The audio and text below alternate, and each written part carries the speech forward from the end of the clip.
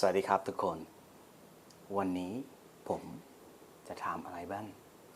ดูก่อนนะครับအားလုံးမင်္ဂလာပါဒီနေ့ကတော့ကျွန်တော်ဓာတ်နဲ့ shopping book နဲ့ရှိပြီဆိုတော့ဘာလုပ်မယ်လို့ထင်ပါတယ်လဲဆိုတော့ကျွန်တော်မနေ့ကကျွန်တော်တငယ်ချင်းစီကနေပြီးတော့လက်ဆောင်ရခဲ့တဲ့ဒူရင်ဒီလာခွဲပြမှာဖြစ်ပါတယ်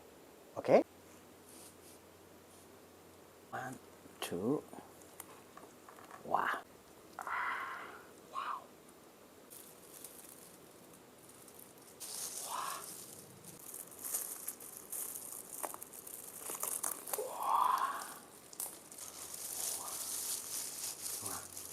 ကြီးတွေပဲသူဟာရှယ်တွေမိုက်တော့ကျွန်တော်ဒူရင်ဒီတိတ်မကြိုက်ဘူး What? ဟွာရှယ်နော်ဒီမှာပါကျွန်တော်ရတဲ့ဒူရင်ဒီဖြစ်ပါတယ်ဒီဟာတစ်လုံးခွဲထားတာပါဒီဟာကိုကျွန်တော်လက်ဆောင်ရတာဆိုတော့စားကြပါဦး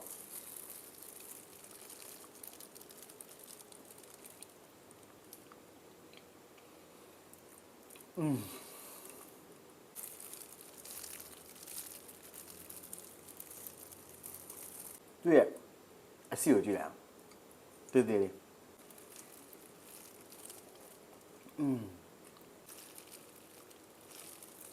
อร่อยที่สุดเลยครับဆိုတော့ဒီလောက်ပါပဲ see you in next video thank you ขอบคุณมากนะครับขอบคุณมากนะครับพี่อม